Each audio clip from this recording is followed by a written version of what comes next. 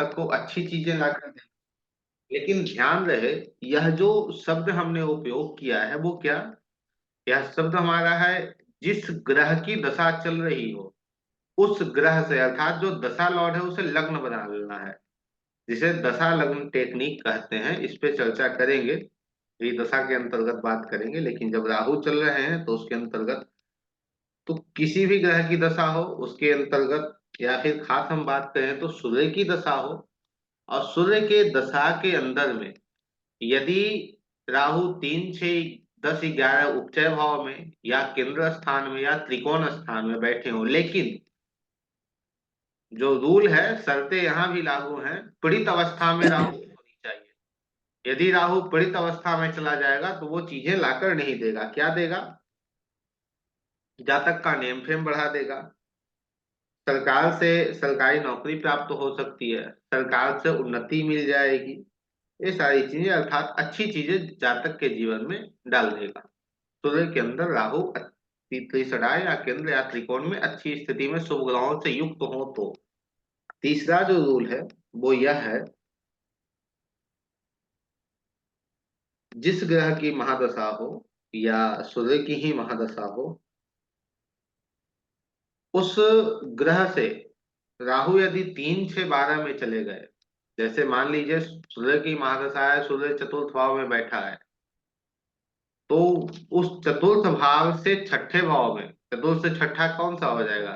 नवम भाव। ठीक है। तो चतुर्थ से या तो छठे में जाएंगे, या आठवें में एकादश में, या 12वें में। तो ये क्या दे रहे हैं? तो आपके लिए यह समस्या लेकर आएंगे। किस प्रकार की समस्या लेकर आएंगे? आपको जेल यात्रा करा देंगे राहु, क्योंकि राहु कहीं ना कहीं इन चीजों का कारण है। आप यदि, जो लोग ज्योतिष को कर रहे होते हैं उनसे यदि आप मिलें, और जो लोग परिपूर्णता से ज्योतिष नहीं करते हैं, जैसे ही आपकी कुंडली में वो राहु को 12th हाउस में देख लेंगे, 12वें भाव में ना, तो वो स्पष्ट रूप में आपको कह देंगे कि भाई तुम्हारी जो है सोजेल यात्रा हो सकती है। परंतु यह रूल क्या है? रूल है कि जिसकी दशा है उससे 12वें में यदि राहु चला जाए, या छठे में, खासकर 12वें की बात है, छठा और आठवां तो साथ में है, लेकिन 12वें में चला जाए तो ये क्या कराता है? जेल यात्रा जातक का करा देता है, और अनेक प्रकार के कष्ट जातक के जीवन में देते हैं। ठीक। जो पांचवा रूल है वो यह कहता है, मारक स्थान कौन कौन से हैं? दूसरा और सातवां है। दूसरा भाव और सातवां भाव मारक कहा जाता है। तो यदि राहु दूसरे या सातवें भाव में चले जाएं, या दूसरे या सातवें के स्वामी के साथ रहें, और राहु की अंतर्दशा, विशेषकर अंतर्दशा पे ये सभी लागू है, महादशा पे नहीं करना है इसे, और राहु की अंतर्दशा आ गई हो, तो यह क्या देते हैं? अपमृत्यु। अपमृत्यु अर्थात हम कहें तो मृत्यु का भय व्यक्ति को होता है, अत्याधिक मृत्यु का भय होता है, और अचानक व्यक्ति की सेहत खराब हो जाती है, मृत्यु का भय बना रहता है। ये 5 रूल के अंतर्गत कल हमने आप लोगों से बात की थी। आज उन्हीं 5 रूलों को हम कुछ कुंडलियों के अंतर्गत लगाकर देखेंगे। ठीक है। एक और रूल था हमारा, जो था राहु का डिस्पोजिटरशिप। डिस्पोजिटरशिप की यदि हम बात करें तो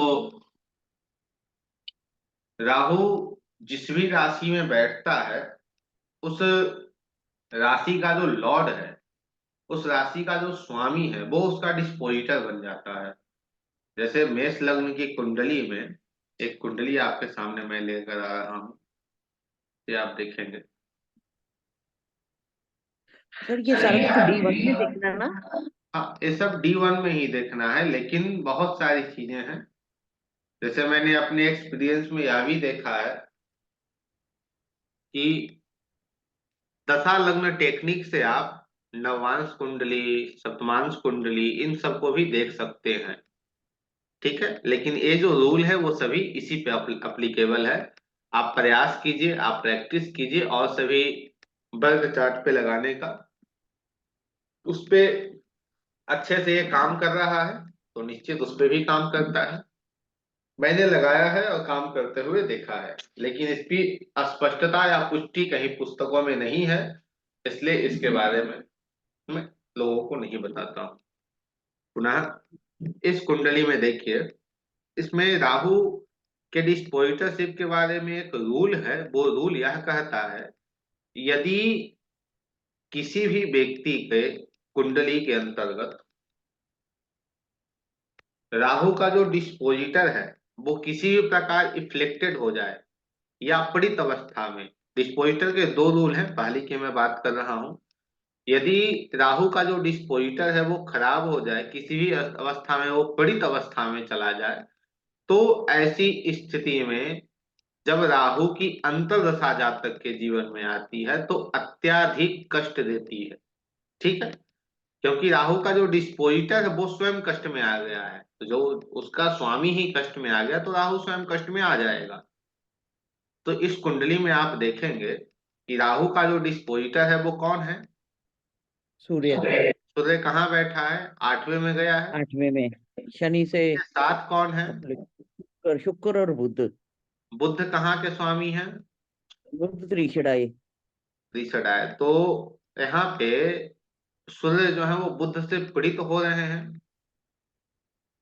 ठीक है, तो इस स्थिति के अंतर्गत जब इस जातक के जीवन में राहु की अंतर्दशा आएगी, जब इस जातक के जीवन में राहु की अंतर्दशा आएगी तो पीड़ा देखने को मिलेगी। अभी तो दशा सूरज किसकी की चल रही महादशा है? में ना, हाँ, सूरज की नहीं, महादशा में राहु की नहीं, अंतर नहीं, है। राहु की जब भी अंतर्दशा आएगी तो समस्या क्रिएट होंगी किसी इसके जीवन में। किसी भी प्लेनेट की। हाँ, अच्छा। डिस्पोजिटर की बात है यहाँ। तो राहु भी कहाँ है? शनि के अंदर राहु आए हैं, तो यहाँ पीड़ा इस जातक को देंगे। कहाँ देंगे? तो शनि के अंदर आए हैं। तो दशा लग्न टेक्निक को थोड़ा सा मैं आपके समक्ष साझा कर रहा हूँ। शनि लग्न में है तो लग्न से 5वें में राहु गए हैं। ठीक है, अब इस यूटिलाइजेशन को भी समझिएगा। राहु 5वें में गए हैं तो राहु तो कह रहे हैं भाई कि शिक्षा में समस्या है, संतान पक्ष में समस्या है, राहु वहां गए हैं। लेकिन इस जातक को किसी प्रकार कोई समस्या नहीं है, और ऊपर से जो जातक है वो लाभ के और ऊपर से बेहतर बनते चला जा रहा है शिक्षा के क्षेत्र में, या पंचम भाव के जो डोमेन है उस हर क्षेत्र में। ऐसा क्यों है? वो राहु का यूज सोशल मीडिया से रिलेटेड होंगे। जैसे राहु जहां भी बैठा हो, यदि उसे आपको यूज में सच में लेना है तो उन चीजों को, उस अपने जन्म स्थान को छोड़ दीजिए, आपको चीजें प्राप्त प्राप्त हो जाएंगी। सबसे पहला, राहु का डिस्पोजिटर कहाँ है? 8वें भाव में है। यह व्यक्ति ज्योतिष से जुड़ा है। दूसरा, राहु जो है वो पंचम में बैठे हैं, तो इस व्यक्ति को तब तक वो चीजों की प्राप्ति नहीं होगी जब तक ये पंचम भाव की चीजें तब तक इसे नहीं मिलेगी जब तक ये अपने स्थान को नहीं छोड़ेगा। तो यह जो जातक है वो यदि अपने जन्म स्थान को छोड़ दे तो यह सब चीजें, सब सारी चीजों की प्राप्ति हो जाएगी। तो यह जो जातक है वो अपने जन्म स्थान को छोड़ चुका है, जिस कारण से इसके जीवन में कोई समस्या नहीं है। तो या तो यदि ईश्वरीय कृपा हो तो हम यूटिलाइजेशन खुद करते नहीं है, खुद हो जाता है। और यदि ईश्वरीय कृपा आपके ऊपर ना हो तो वहां समस्या आती है। ईश्वरीय कृपा हमारे कुंडली में कौन देता है? ईश्वरीय पंचम कृपा भाव। हमारे कुंडली में कौन देता है? पंचम भाव। गुरु। गुरु गुरु। गुरु जो है वो हमारे जन्म कुंडली के अंतर्गत गंगा जल का काम करता है। जहां उसकी दृष्टि जाएगी वहां उसे वो ठीक कर देगा। गुरु की 7वीं दृष्टि जा रही है राहु के ऊपर। बिल्कुल। गुरु तो खुद ही फ्लेक्शन में आ गए हैं, लेकिन राहु को वो ठीक कर गए। ठीक है, तो डिस्पोजिटरशिप जो है वो ऐसे काम करता है। आपकी समझ में ये चीजें होनी चाहिए। पुनः जो दूसरा रूल हमारा था वो यह था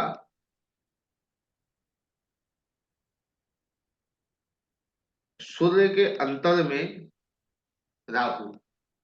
ठीक है, इस कुंडली को देखिए। हमारा दूसरा रूल है, वो क्या कहता है, वो यही कहता है ना, यदि सूर्य आपका 1 4 7 10 या 5 9 में हो, अर्थात केंद्र या त्रिकोण में हो, राहु, क्षमा कीजिए, राहु यदि आपका केंद्र में हो या त्रिकोण में हो, और राहु किसी भी प्रकार से पीड़ित अवस्था में हो, तो जातक को किन चीजों की समस्या होती है? धन नाश होता है व्यक्ति का, भय होता है, दुर्घटना होती है, और यदि उसका कोई स्पाउच हो तो स्पाउच को पीड़ा होती है। ठीक है, तो इस कुंडली में राहु आपको सप्तम में दिख रहे हैं। आपको दिख रहा होगा अंत विषोत्तरी दशा के अंतर्गत सूर्य की दशा इस जातक को लगी। सूर्य की दशा कब लगी? 27 8 2021 को लगी। इसी रूल को, जैसे हम अरिष्ट योग को पढ़ रहे थे, तो अरिष्ट योग के अंतर्गत एक दूसरा योग हमने क्या बनाया? अरिष्ट भंग योग।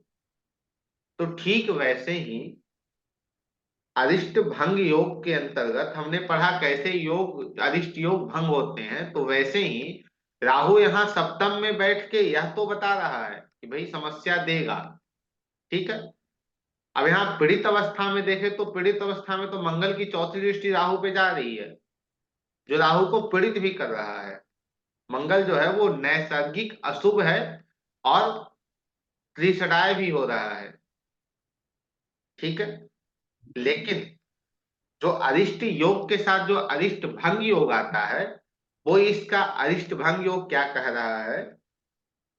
यदि राहु शुभ ग्रहों से युक्त हो, ध्यान से सुनिएगा इसे, यदि राहु शुभ ग्रहों से युक्त हो या शुभ नवांश में हो, तो यह उस जातक के लिए अच्छा काम कर जाता है, स्वास्थ्य को अच्छा बना देता है, सरकार से लाभ दिला देता है।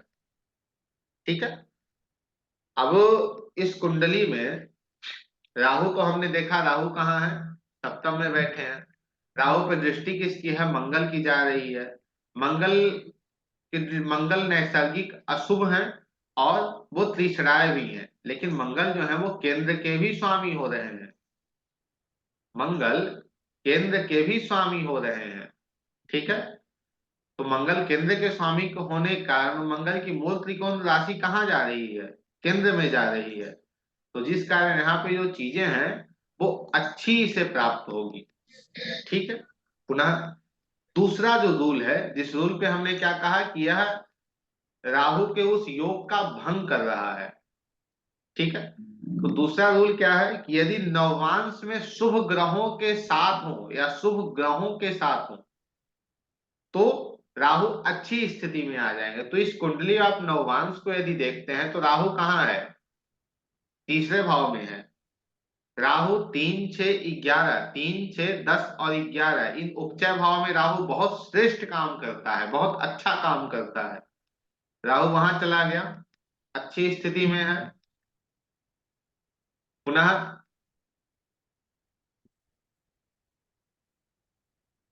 राहु यहाँ कहाँ बैठा है? तीसरे में बैठा है। किसी प्रकार किसी अशुभ ग्रह का संपर्क नववांश में राहु के ऊपर है? नहीं है। राहु जो यहाँ भी बैठे हैं वो यहाँ भी अच्छी स्थिति में बैठे हैं। मंगल की चौथी दृष्टि जा रही है, परंतु मंगल यहाँ त्रिसराय भी हैं और साथ में केंद्र के स्वामी होकर योग कारक भी बन रहे हैं।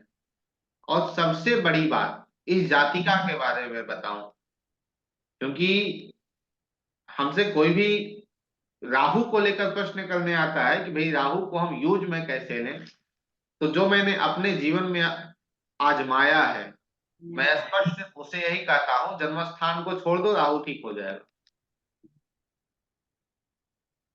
लेकिन किस लिए? जहां आपका राहु बैठा है उस स्थान के डोमेन यदि आपको अपने जीवन में लाने हैं, तो आपको जन्म स्थान को छोड़ना होगा। ये जो जातिका है, जब राहु की दशा चल रही थी तो ये जातिका विदेश में मैनेजमेंट की पढ़ाई कर रही थी। ये जातिका जिसकी कुंडली यह है, यह विदेश में मैनेजमेंट की, होटल मैनेजमेंट की पढ़ाई कर रही थी। उस वक्त इसकी राहु की दशा आई और इसने अच्छे से वहां से क्वालिफाई करके और जो कहा जाए अच्छा रैंक वगैरह लेके पुनः ये इंडिया आई है। और वहां तो सरकार से इसे हानि होनी चाहिए थी, धन्नाश होना चाहिए था, लेकिन ऐसा कुछ हुआ नहीं। क्यों नहीं हुआ? क्योंकि ये अपने जन्म स्थान से दूर थी। तो राहु जब भी समस्या देते हैं जीवन में, तो कहीं ना कहीं जन्म स्थान के आसपास ही देते हैं। जन्म स्थान से यदि आप दूर हैं तो समस्या नहीं देते हैं। दूसरा, राहु ससुराल है। राहु ससुराल है, क्योंकि भाई लड़कियों के केस में एक आ सकता है प्रश्न आपके पास कि भाई लड़कियां तो अपने घर को छोड़ के ही रहती हैं। ठीक है, तो राहु क्या है? ससुराल है। तो कहीं ना कहीं जो स्त्रियां हैं उनके जीवन में राहु संबंधित विशेष पीड़ा इसलिए ही नहीं आती है क्योंकि वो अपने जन्म स्थान को छोड़कर रहती हैं और ससुराल में रहती हैं। क्योंकि राहु भी ससुराल है। क्योंकि बहुत सी कुंडलियों के अंतर्गत हमने स्वयं देखा है इसे कि जिसके, एक कुंडली मैं आप लोगों के समक्ष लेकर आऊंगा। उस कुंडली में दसम भाव में राहु है। अब राहु दसम में बैठ के कह रहा है कि जन्म स्थान को छोड़कर तुम कहीं और काम करोगे, तुम्हें अच्छी चीजें प्राप्त हो जाएंगी, राहु की चीजें। लेकिन वो जो जातक है, वो अपने जन्म स्थान को मात्र छोड़कर, जैसे हम लोग स्थान परिवर्तन कहते हैं कि भाई ऐसा स्थान परिवर्तन जहां कल्चर ही परिवर्तित हो जाए, ठीक है, वातावरण आपका चेंज हो जाए। लेकिन यह जो जातक है उसने क्या किया, यह अपने ससुराल में ही जाकर रहने लगे। अब वहां कोई समस्या राहु नहीं दे रहा है, बिल्कुल अच्छी स्थिति में वहां राहु है। क्यों? क्योंकि वो कहाँ गए हैं? स्वयं ससुराल के अंतर्गत गए हैं। ठीक है, अब आगे बढ़ते हैं। जो एक और रूल है उस पर हम चर्चा करते हैं। एक तीसरा जो रूल है उसे देखते हैं। तीसरा रूल क्या था बताइएगा, मैंने आप लोगों को बताया है। सूरज के अंदर राहु के अंदर दशा। हम्म।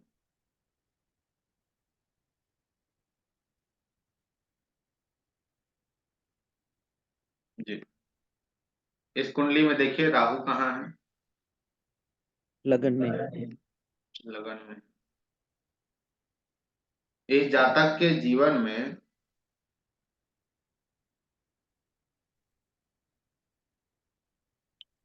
राहु लग्न में है। इफ्लेक्शन राहु इफ्लेक्टेड है या नहीं है? इफ्लेक्टेड है। मंगल किससे से। इफ्लेक्टेड है? मंगल से इफ्लेक्टेड है। ठीक है, अब इस जातक के जीवन में जब राहु की दशा आएगी तो क्या स्थिति होगी आप स्वयं सोच सकते हैं। मंगल स्पाउस से इफ्लेक्टेड झगड़ा। कर रहा है और अच्छी पीड़ा देगा। पीड़ा किस प्रकार देगा? या तो लोन दे देगा बहुत प्रकार का, और नहीं तो फिर कष्ट दे देगा। नहीं तो फिर कष्ट दे देगा। क्यों? क्योंकि अभी हम बात किस पे कर रहे हैं? सूर्य पे। सूर्य कहाँ बैठा हुआ है इस कुंडली में? छठे में। छठे में। छठे में सूर्य है। और सूर्य से यदि हम आगे बढ़ते हैं तो किस भाव में राहु आएंगे? आठवें में। आठवें में आ गए। आठवां भाव काल पुरुष की पीड़ा है ना, कष्ट है ना। तो उस समय जब राहु की दशा इस जातक के जीवन में लगेगी तो अनेक प्रकार के कष्ट और पीड़ाएं इस जातक को मिलेगी। ठीक है, लेकिन ध्यान रहे, ध्यान देने वाली बात यह है, यदि यह जातक ज्योतिष में से जुड़ा हो, यदि यह जातक बैंकिंग से जुड़ा हो, यदि यह जातक सीए से जुड़ा हो, यदि यह जातक मैन्युफैक्चरिंग के काम से जुड़ा हो, तो क्या इसे पीड़ा होगी? बताइए।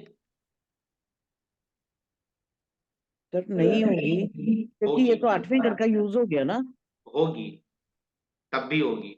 अब क्यों होगी? यदि वहां सिर्फ राहु बैठा रहता और राहु इफ्लेक्टेड नहीं होता तो पीड़ा नहीं आती। राहु वहां पीड़ित अवस्था में आ गया, तो जहां इस जातक को पीड़ा पीड़ा जो है वो 100 में 100% होनी चाहिए, वहां 50 होगी, लेकिन होगी, क्योंकि राहु वहां इफेक्टेड स्थिति में है। तो सबसे पहली कुंडली मैंने आपको दिखाई राहु पंचम में, उस कुंडली में आपने देखा होगा राहु किसी प्रकार से पीड़ित नहीं है, राहु किसी प्रकार से इफ्लेक्टेड नहीं है, अच्छी अवस्था में है।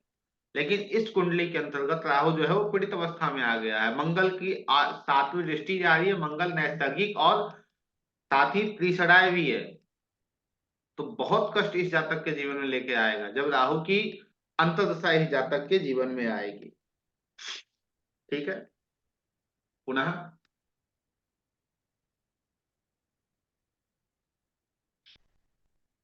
यह कुंडली आप देख रहे हैं, इस कुंडली में राहु कहाँ बैठे हैं? 12वें में। 12वें में। सूर्य की महादशा की अभी हम बात कर रहे हैं, तो सूर्य के महादशा के अंदर राहु कब आए हैं? 17/7/1997 में, जो रहे हैं 1998 तक। ठीक है, राहु इफ्लेक्टेड आपको दिख रहे हैं कहीं से, क्योंकि जो रूल मैंने दो चार जो भी आपको मैंने दिए उन सब रूल के अंतर्गत तो पराशर जी ने स्पष्ट रूप में यही कहा है कि राहु 3, 6, 10, 11 में केंद्र या त्रिकोण में हो और शुभ ग्रहों से युक्त हो तो वो अच्छा फल देता है, अन्यथा वो समस्या क्रिएट करता है। तो इस कुंडली में आप देखिए राहु अच्छी स्थिति में है या खराब स्थिति में है? खराब स्थिति में है, शनि की दृष्टि जा रही है। खराब स्थिति में है। 12वें घर में है। शनि क्या है? शनि लग्नेश है ना, हम्म। शनि तो लग्नेश है, लग्नेश है। और दूसरे के स्वामी होकर मारक भी हैं। तो बिल्कुल। इस जातक के जीवन में कष्ट तो मिलेंगे। एक चीज मैंने कल आप लोगों को लिखवाई होगी, एक जो अगली कक्षा थी उसके अंतर्गत, स्त्री के कुंडली में यदि राहु 6, 8, 12 भाव के अंतर्गत भी आ रहे हो और राहु की अंतर्दशा सूर्य के अंदर आई हो, तो वो एक पुत्र प्राप्ति की संभावना दर्शाता है, स्पष्टता नहीं है यहाँ। ठीक है, संभावना दर्शाता है।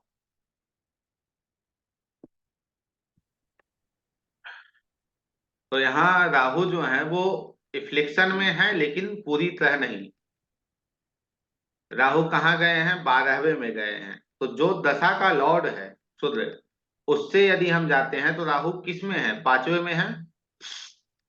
दशा के लॉर्ड से 5वें में है सूर्य, बिल्कुल राहु बिल्कुल। है।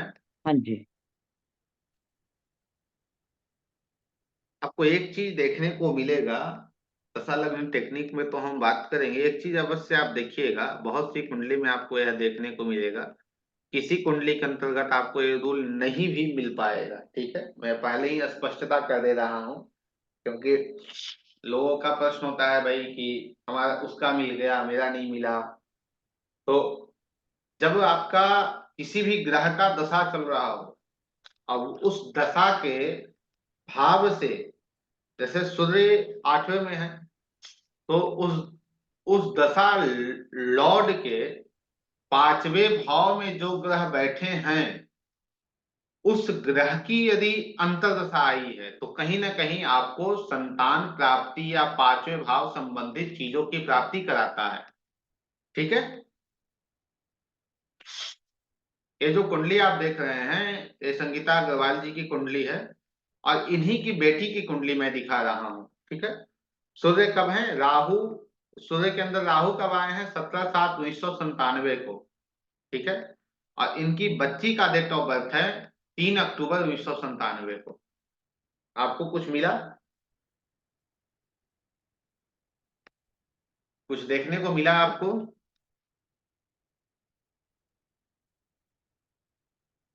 जब सूर्य 8वें भाव में थे और 8वें से 5वां जब 12वां भाव एक्टिव हुआ, तो उस स्थिति में ही जातिका को संतान प्राप्ति कराकर राहु चला गया।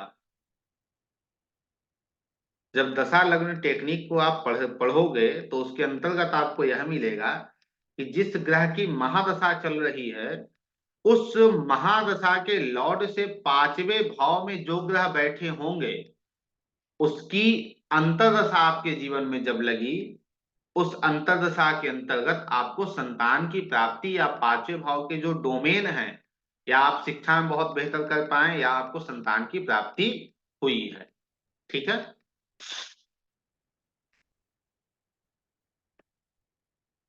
रूल नंबर 3 क्या था, बताइएगा आप लोग। रूल नंबर 3 क्या था, इन्हीं को याद नहीं है?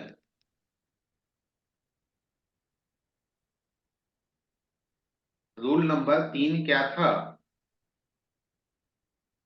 नहीं पता। अभी कुछ देर पहले हमने उसे रिपीट भी किया है। जिस ग्रह की महादशा हो, उस भाव से यदि 3, 6, 10, 11 में राहु जाते हैं, या केंद्र में जाते हैं, या त्रिकोण में जाते हैं, या शुभ ग्रहों से के साथ जाते हैं, तो क्या होता है उस जातक को? Name fame. नेम फेम मिलता है।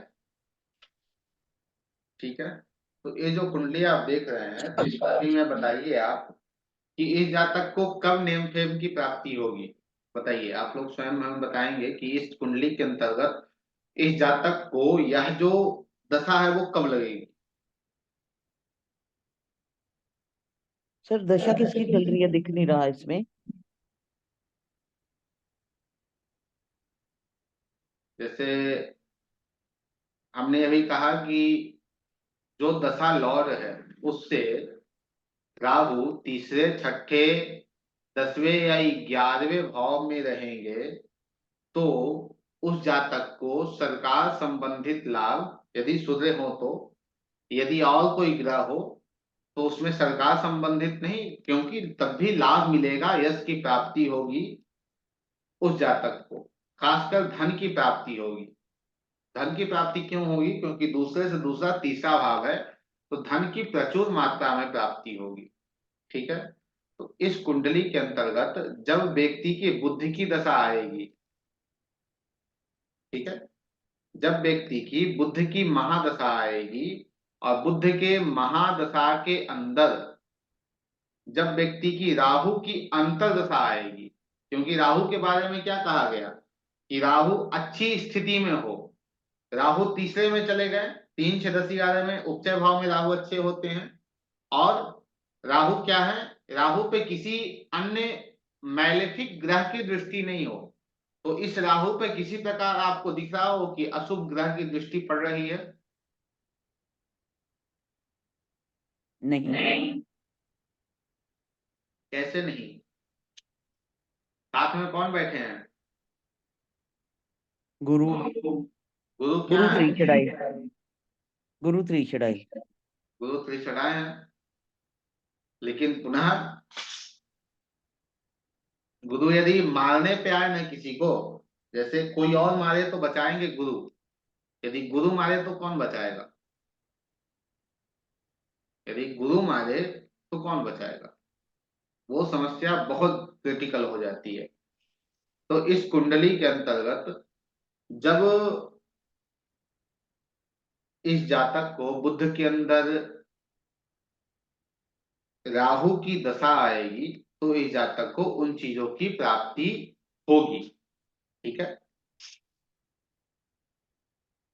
क्योंकि राहु गुरु हैं, वो ऋषडाय तो हैं ही, लेकिन किसी भी प्रकार से गुरु किसी भी स्थिति में चले जाएं, लेकिन वो अपने नेचर और सिग्नेचर को नहीं छोड़ सकते हैं।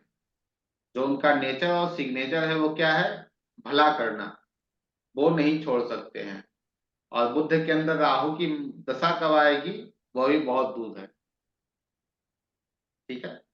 तो बुद्ध के दशा के अंदर राहु, वैसे किसी भी, जैसे मान लीजिए कोई वृषभ लग्न की कुंडली हो, ठीक है, इसे ही हम कन्वर्ट करते हैं, आप लोग अच्छे से समझ पाएंगे। अब वृषभ लग्न की कुंडली है। अब वृषभ लग्न के कुंडली के अंदर राहु जो है वो तीसरे भाव में है, लग्न में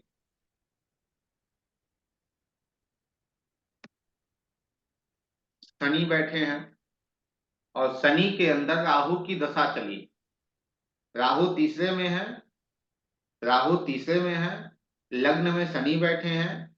शनि क्या हो जाएंगे, हम मान कर चल रहे हैं, इस कुंडली में ऐसा कुछ नहीं है। तो शनि क्या हो जाएंगे, 9 और 10 के स्वामी हो जाएंगे, बहुत अच्छी स्थिति में हो जाएंगे, पारस पत्थर हो जाएंगे। और उनके अंतर में राहु की दशा चली, और राहु भी बहुत अच्छी स्थिति में रहेगा। तो वहां क्या होगा, वहां जो चीजें हैं वो बहुत अच्छी प्राप्त होगी जातक को, अर्थात उसे धन की प्राप्ति और भाग्य की वृद्धि अवश्य होगी। तो ध्यान रखने वाली जो रूल है वो क्या है, वो बहुत सिंपल है। वो रूल है, वो क्या कह रहा है, यह कहने का वो प्रयास कर रहा है, यदि किसी भी ग्रह की दशा हो, कोई भी ग्रह की दशा हो, उसके अंदर में राहु यदि 3, 6, 10, 11 में गए हों, केंद्र या त्रिकोण में गए हों, और वो शुभ ग्रहों के साथ हों, शुभ ग्रहों के साथ हों। अब यहाँ पे जो हम शनि को लग्न में लिए हैं, तो शनि की तीसरी दृष्टि कहाँ जाएगी, तीसरे पे। राहु कहाँ बैठे हैं, तीसरे में। ठीक है, राहु तीसरे। हम्म। हाँ, अभी मानकर चल रहे हैं, उसके अंदर तो राहु तीसरे में बैठे हैं। शनि क्या है, 9 और 10 के स्वामी है, बहुत अच्छे हैं यहाँ।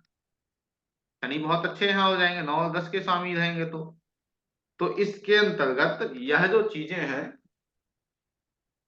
राहु की, वो बेहतर हो जाएगी, और खासकर धन की प्राप्ति कराएगी। ये रूल समझ में आया है, ऊपर से निकला, ये बताइए। सर थोड़ा थोड़ा आ गया। थोड़ा थोड़ा आ सर गया। मतलब ये है कि जब भी राहु की अंतर्दशा आए किसी भी प्लेनेट में, हम्म, तो हमें देखना है कि ये किस पोजीशन में बैठे हैं।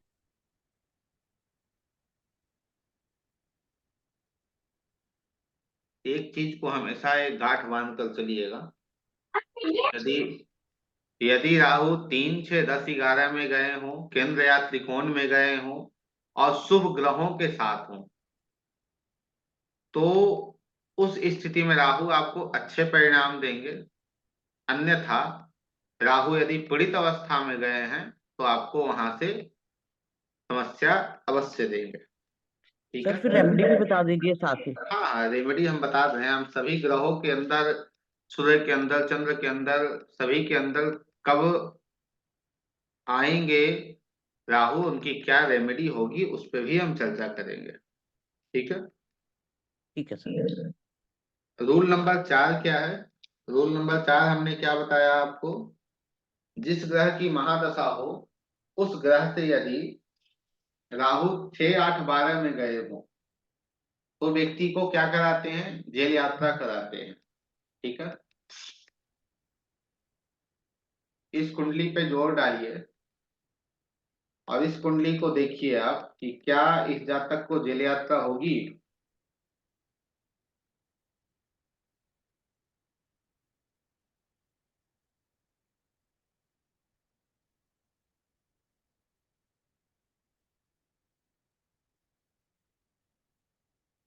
गुरु की जब महादशा में राहु 12वें में चले गए।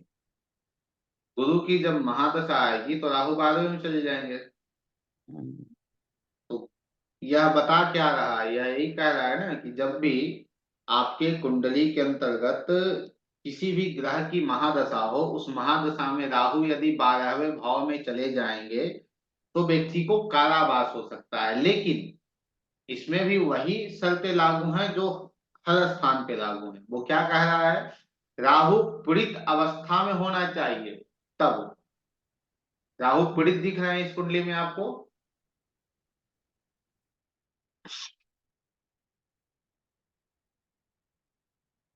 राहु फ्लेक्शन में है, मंगल के साथ बैठा है। मंगल के साथ बैठा है। मंगल कहाँ के स्वामी है, ये त्रिसड़ा है। तो इफ्लेक्शन में तो है मंगल राहु। जी। तो इस स्थिति में इस जातक को जेल यात्रा या स्थान की हानि, स्थान की हानि का तात्पर्य है कि इसे अपने स्थान को छोड़ देना होगा, तो इसकी चीजें ठीक हो पाएंगी। या जो सबसे बड़ा डोमेन है राहु का वो क्या है, बंधन है। किसी प्रकार के बंधन में आपको बांध देगा।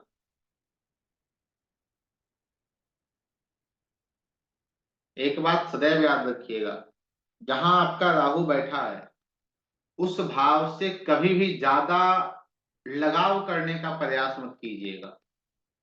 उस भाव से यदि ज्यादा आपका लगाव हो गया ना, वो भाव आपको उतना ही ज्यादा रुलाएगा। यदि आपके लग्न में राहु है तो ज्यादा अपने ऊपर ये करने की आवश्यकता नहीं है। यदि आपका राहु पंचम में है तो जो आपकी पहली संतान है, प्रयास कीजिएगा उससे थोड़ी दूरी बनी रहे। क्योंकि जहां राहु होता है उस घर से आपको अटैच तो कर देगा, और उस घर को जब पीड़ा होगी तो उससे दुगनी पीड़ा फिर आपको होगी। तो जहां राहु बैठा है उस घर से थोड़ी दूरी बनाई लीजिए, तो आपके लिए श्रेष्ठ है और अच्छा है। ठीक है। फिर एक पांचवा रूल है। पांचवा रूल क्या था बताइए? पांचवा रूल क्या था? नहीं याद है।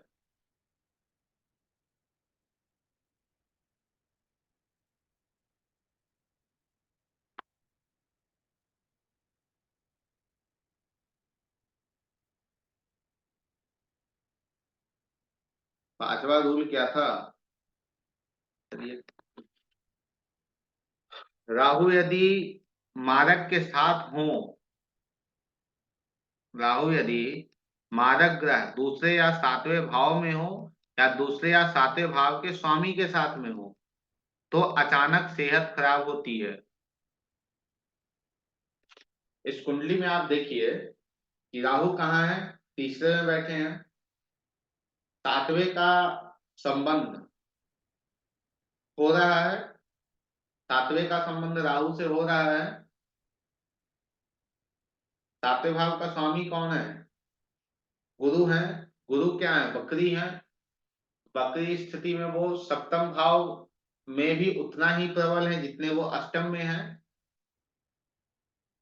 तो गुरु की जो नौवीं दृष्टि है वो कहाँ जाएगी? राहु के ऊपर जाएगी।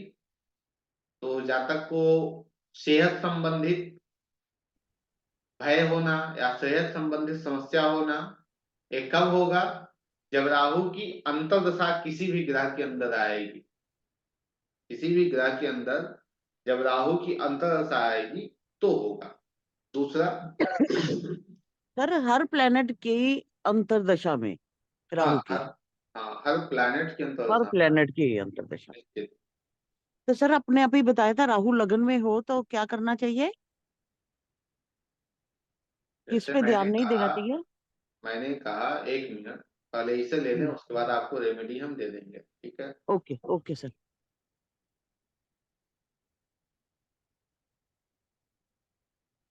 राहु भय देते हैं, राहु स्वास्थ्य संबंधित समस्या देते हैं, अर्थात स्वास्थ्य की हानि कराते हैं, हेल्थ इशू देते हैं। हाँ जी। जब दूसरे और सातवें से संबंध में राहु हो, तो इस कुंडली में दूसरे और सातवें भाव के स्वामी के साथ राहु का संबंध हो रहा है। राहु पे की नवम दृष्टि जो है वो गुरु की जो नवम राहु, दृष्टि है वो राहु पे जा रही है। हाँ जी। तो इसमें ऐसी पीड़ा हो रही है। दूसरा,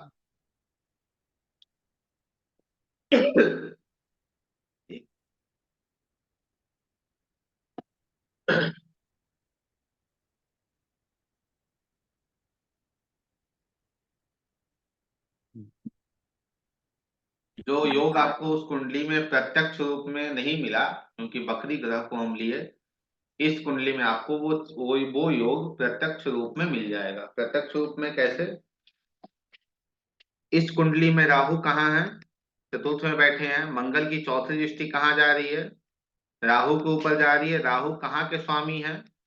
सप्तम भाव के स्वामी है। तो सप्तम भाव के ग्रह का संबंध राहु से हुआ। मंगल सप्तम के स्वामी है, मंगल का संबंध राहु से हुआ। मंगल की चौथी दृष्टि राहु पे पड़ी।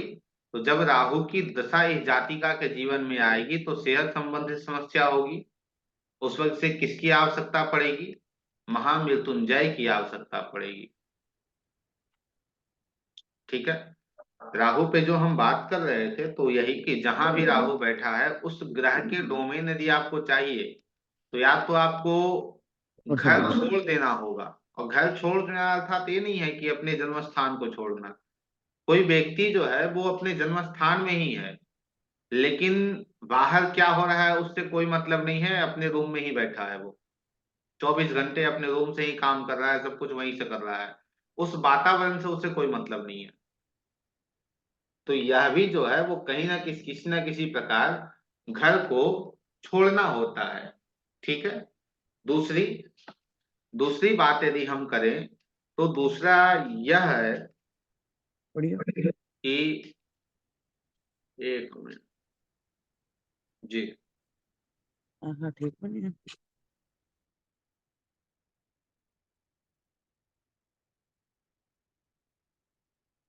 यदि कोई व्यक्ति गंगा स्नान कर रहा हो या गंगा जल को घर में रखकर पहले गंगा जल की कुछ बूंदे जिस भी जल से स्नान कर रहा है उस बाल्टी में गंगा जल को पहले डालकर उसमें फिर जल को मिलाकर स्नान करे तो राहु की जो नेगेटिव एनर्जी है वो उसके ऊपर से खत्म होती है। प्रत्येक अमावस्या को यदि व्यक्ति अपने पितरों के निमित्त ब्राह्मण को भोजन करा रहा हो तो उससे भी जो राहु की नेगेटिव एनर्जी है वो खत्म होती है। ठीक है। अब सूर्य के अंदर एक उपाय मैंने कल आप लोगों को बताया था, याद है आप लोगों को? यदि सूर्य के अंदर राहु की अंतर्दशा हो, ये मैं स्वयं नहीं कह रहा हूं, पराशर जी ने अपने पुस्तक के अंतर्गत इसका वर्णन किया है कि जब सूर्य के अंदर राहु की अंतर्दशा चल रही हो तो उसके लिए उपाय में आपको दुर्गा पाठ करने हैं। माँ दुर्गा के दुर्गा सप्तशती जो पाठ है उस पाठ को करने हैं और बकरी का दान करना है। बकरी या काली गाय का दान करना है। यह पराशर जी ने सूर्य के अंदर राहु की अंतर्दशा की रेमेडी बताई है। ठीक है। ये आपका सूर्य तो क्लियर हो गया। सूर्य संबंधित कोई प्रश्न आप लोगों का कि सूर्य के अंतर में राहु आएंगे तो क्या होगा, या और कुछ भी राहु संबंधित प्रश्न आप लोगों का अभी तक में?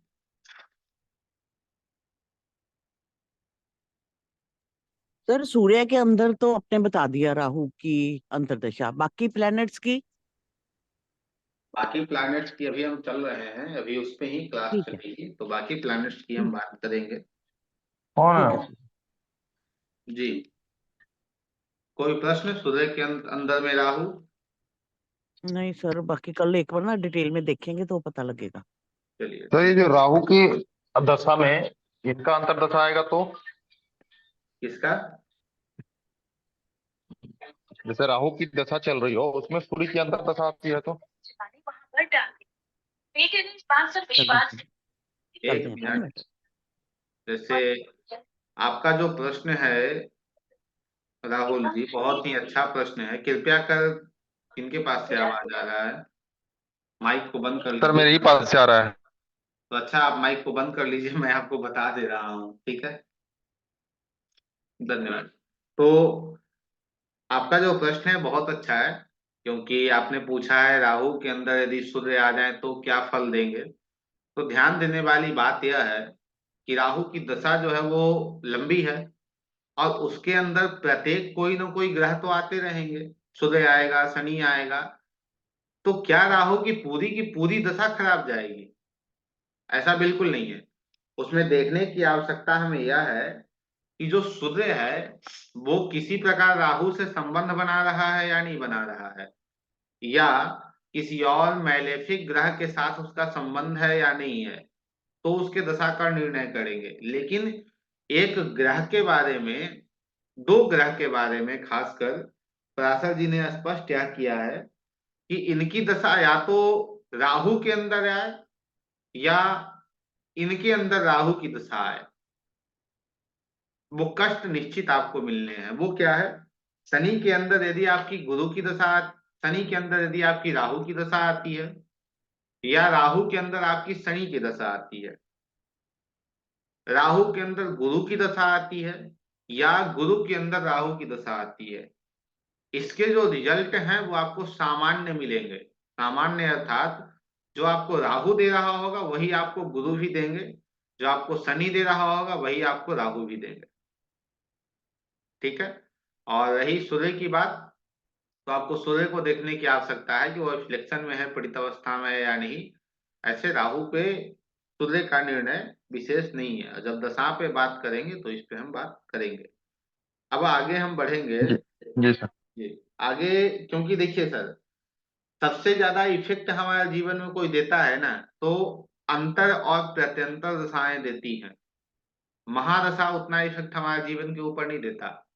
एक महादशा के अंदर बच्चे का जन्म हो जाता है, बच्चा बड़ा भी हो जाता है।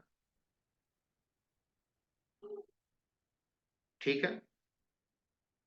चंद्रमा के अंदर यदि राहु की दशा आती है तो यह पराशर जी कहते हैं,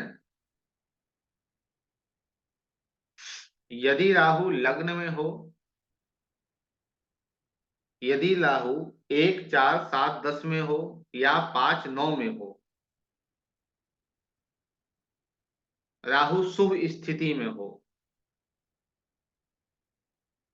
तो उस जातक को, या राहु 3 6 10 11 जो उपचय भाव में है उसमें बैठा हो, तो जातक को विशेषकर वाहन की प्राप्ति होती है, गाड़ियों की प्राप्ति होती है। चंद्रमा के अंदर राहु आए हैं। और जो राहु की दिशा है, राहु की दिशा कौन सी है? नैऋत्य कोण है, दक्षिण पश्चिम दिशा है। तो उसके जन्म स्थान से दक्षिण पश्चिम दिशा के कोई बड़े व्यक्ति के द्वारा, अर्थात एक कोई सत्ताधारी के द्वारा, आज बड़े व्यक्ति कौन है? या तो कोई अच्छा पैसे वाला हो, या फिर कहें तो कोई बड़ा बिजनेसमैन हो, या कोई सत्ता में जो है वो बड़ा है। ठीक है। उसके द्वारा उसे बहुत सारी चीजों की प्राप्ति, बहुत सारी चीजें अर्थात अचानक धन की प्राप्ति जो हम कहते हैं, उस तरीके से इसे हम लें। धन की प्राप्ति, वाहन की प्राप्ति, बहुत सारी चीजों की प्राप्ति होती है। ठीक है। परंतु इसमें उन्होंने स्पष्ट क्या रूल दिया है? रूल यह दिया है, राहु जो हो वो अच्छी स्थिति में हो, या तो उपचय में हो, या तो केंद्र में हो, या तो वो त्रिकोण में हो, शुभ ग्रहों से युक्त हो। यदि वो शुभ ग्रह से युक्त नहीं होता है तो जो उसके पास वाहन है उसकी हानि होगी, भय होगा, कष्ट होंगे, और उसके परिवारजनों को, माता को कष्ट होगा। परिवारजनों को और माता को कष्ट होगा, मान मान सम्मान की हानि होगी, और मानसिक रोग या मनोव्यथा, मन की व्यथा, मन का दुख व्यक्ति को हो सकता है। दूसरा,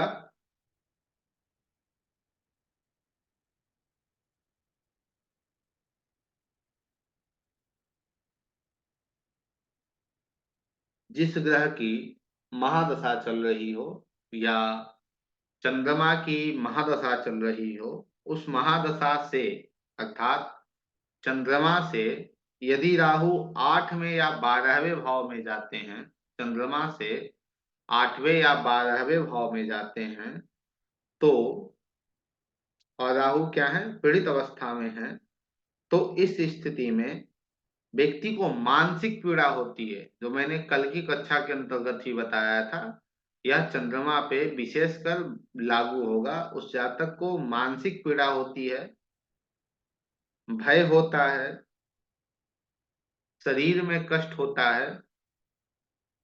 और इस, यह जो भय और कष्ट है वो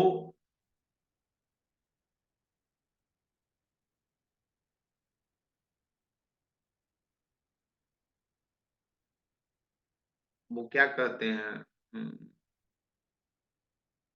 आत्महत्या, व्यक्ति आत्महत्या तक की चीजों तक चला जाता है।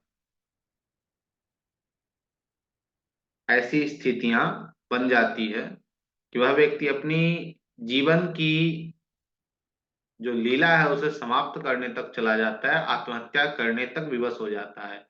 जब चंद्रमा के अंदर चंद्रमा से 8वें या 12वें में राहु बैठे हों और पीड़ित अवस्था में बैठे हों, तो ऐसी स्थिति होती है और दुर्घटना की भी संभावना होती है।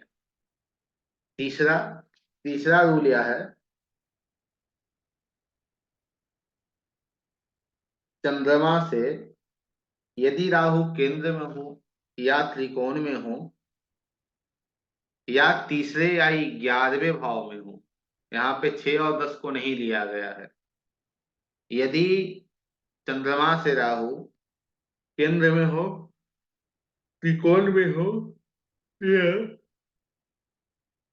तीसरे या 11वें भाव में हो, तो व्यक्ति तीर्थ यात्रा करता है, धार्मिक यात्राएं करता है, धार्मिक कार्य करता है, देवताओं का दर्शन करता है, मंत्र सिद्धि करता है और लोगों की सहायता करता है और अच्छे कार्य या कहें तो हम सत्य कर्म को करता है। आप देखेंगे कि जब राहु की अंतर्दशा जीवन में आती है तो यह देखा जाता है व्यक्ति बड़े बड़े महापुरुषों से मिलता है और तीर्थ स्थल पे जाता है, तीर्थ यात्राएं करता है। ये अक्सर देखा जाता है जब राहु की महादशा, माफ कीजिए, अंतर्दशा आई हो और राहु अच्छी स्थिति में हो, इफ्लेक्टेड पीड़ित अवस्था में ना हो।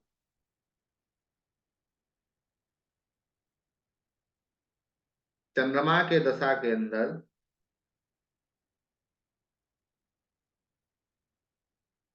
राहु यदि दूसरे या सातवें भाव में या दूसरे या सातवें भाव के स्वामी के साथ में हो, तो यह शरीर को कष्ट देता है, शारीरिक कष्ट देता है। इसके शांति के लिए पराशर जी कहते हैं रुद्र जप। रुद्र जप क्या है? रुद्र गायत्री या महामृत्युंजय जप। ओम तत्पुरुषाय विद्महे महादेवाय धीमहि तन्नो रुद्र प्रचोदयात्। इस मंत्र का जप या महामृत्युंजय का मंत्र का जप व्यक्ति को करना चाहिए जब चंद्रमा के अंदर राहु की अंतर्दशा हो। उसके उपाय में उन्होंने कहा है, या अनेक प्रकार के दान करने चाहिए। अनेक प्रकार के दान, इसकी कोई व्याख्या नहीं उन्होंने की है। अनेक प्रकार के दान व्यक्ति को करने चाहिए। तो इस रोल को आप लोग अपनी अपनी कुंडली पे, लोगों की कुंडली पे लगा कर देखिएगा। आज के लिए होमवर्क कहें तो यही है। इस रूल पे, कुंडली पे कुछ विशेष चर्चा हम कल की कक्षा में करेंगे। इस रूल को कैसे लगाएंगे, कैसे देखेंगे, ऐसे तो देखना आपको स्पष्ट हो गया होगा।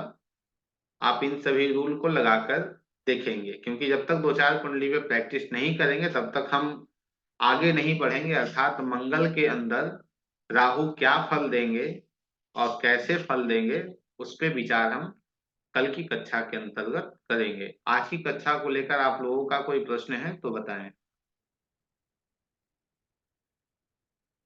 चंद्रमा संबंधित भी कोई प्रश्न है तो बताइए।